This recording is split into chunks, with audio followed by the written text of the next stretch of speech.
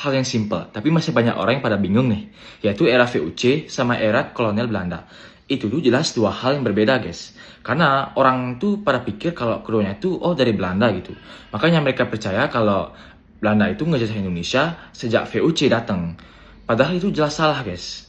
Kok bisa gitu sih? Aku jelasin sini. VOC datang ke Indonesia tuh sebenarnya nggak buat ngejajah Indonesia sih, nggak buat jadi Indonesia sebagai wilayah kolonial. Karena dari awal tuh mereka tuh cuma fokus buat dapatin keuntungan doang dari perdagangan mereka gitu. Karena VOC kan adalah perusahaan dagang gitu. Dan jaringannya itu tersebar tuh di seluruh penjuru Asia gitu. Makanya mereka tuh fokus buat nyari keuntungan doang. Dan mereka tuh sering beraliansi dengan kerajaan-kerajaan yang ada di Indonesia saat itu. Karena mereka tuh ingin memperluaskan pengaruh mereka kepada kerajaan tersebut.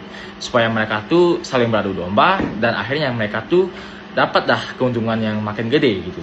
Dan dari kebijakannya pun sebenarnya nggak jauh-jauh dari pemungutan pajak, dari monopoli perdagangan sampai pengawasan rempah-rempah gitu.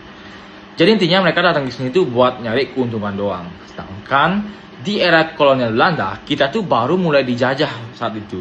Di tahun 1815 ya, dari 1815 setelah konvensi London, Inggris tuh nyerahin wilayah Indonesia dari Republik Batav Prancis ke kerajaan Belanda. Jadi di saat itu wilayah kita tuh dijadikan wilayah kolonialnya Belanda ya. Wilayah kita tuh di bawah kontrol langsung oleh pemerintah kerajaan Belanda. Dan kita tuh nggak asing tuh dengan kebijakannya kayak tanam paksa, kultur stil, penyerahan lahan, dan kadang tuh kita tuh dibangunkan infrastruktur, kita tuh ditata administrasinya gitu, dan bahkan banyak lagi itu yang kita bisa cari. Dan makanya dari dua hal tersebut tuh kita kadang sering salah arti atau bingung gitu.